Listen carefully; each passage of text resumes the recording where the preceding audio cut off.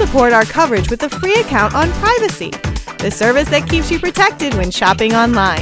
Get $5 to try it now by using promo code QZZ2J. Hello, Internet. I'm Scott with PLUGHITZ Live, part of the Tech Podcast Network. We're here at CES 2025 at Showstoppers. I've got a collection of iPhones behind me. We'll find out about that in a second. But first, go ahead and introduce yourself for me. I'm Jeff. I'm the Chief Marketing Officer at PLUGHITZ. All right, and tell me about that and what we have behind us here. All right. So what you're looking at here is an iPhone keyboard accessory. You've already sold me. Continue. It goes on, kind of like a case, right? Just pop it in. There's no Bluetooth connection. There's no battery to charge. And as soon as you plug it in, iPhone recognizes it as an external hardware keyboard. And so now you can use your iPhone for all of those tasks that you wait to do back at your desk. The first thing I noticed, almost certainly related to what you're saying, is the virtual keyboard did not come up. That's right. So anytime that you tap into a text input field, whether it's an iMessage, an email, heck, even when you're captioning stuff on Instagram, the virtual keyboard just doesn't pop up. So you get back that 50% of the screen that is consumed by that on-screen keyboard. You're selling me even more on the concept. I personally, our viewers know, I love a physical keyboard. I had the PPC 65, 66, 67, 68, 6900.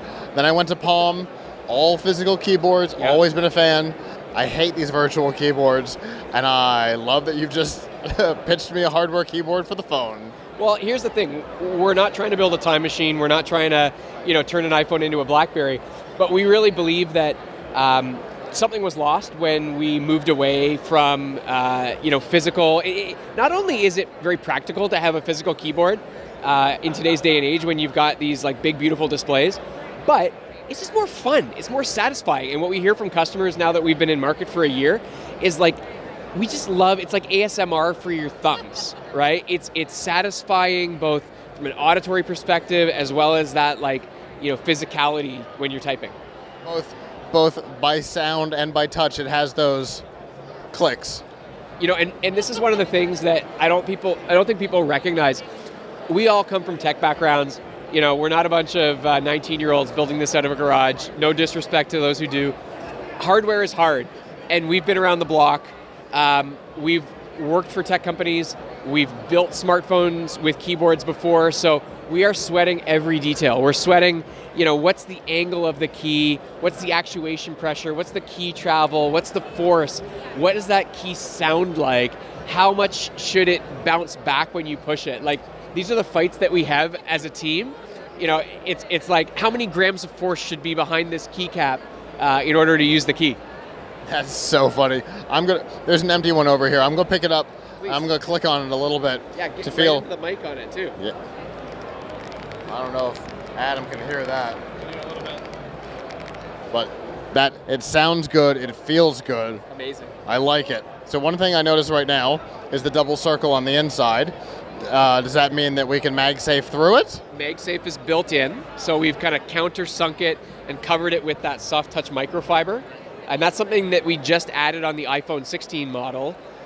We also included a data pass-through, so you can use it with MagSafe or plug it into your computer, and the data was just going to flow right through it. That's really nice. So you don't have to pop it apart and whatever to go back to normal. Exactly. And it's one of those things you can toggle that data mode by pressing the 1, 2, 3 and space key. It's all keyboard shortcut driven. And then you plug in your USB-C accessory, you do your thing, and then to go back to regular keyboard mode, you just unplug whatever you got plugged in and it just defaults back. So, speaking of keyboard shortcuts, I see a couple of characters on there I recognize. Yes. So there's a couple of different flavors of keyboard shortcuts. The first is all of the keyboard shortcuts you would use on your Mac or your iPad work here too. So things like pressing Command H to go back to the home screen. Those just work out of the box. And then the other really neat thing that you can do is any shortcut that you can build through the Apple Shortcuts app, whether that's placing a call opening an app or running a home automation workflow to turn your lights on and off, you can now map to a key as well. So if I want to open Instagram, I press the clicks key, and then I let it lock, and then I double tap the I button and it opens Instagram. Or if I want to open Amazon and check on where my latest purchase is, I double tap the A key, it opens Amazon. So all of that you can set up and customize through the Shortcuts app. That's really cool. And so what's the availability on this? Great question. Last year we introduced the iPhone 14 lineup, so on Lightning, the 14 Pro, 14 Pro Max.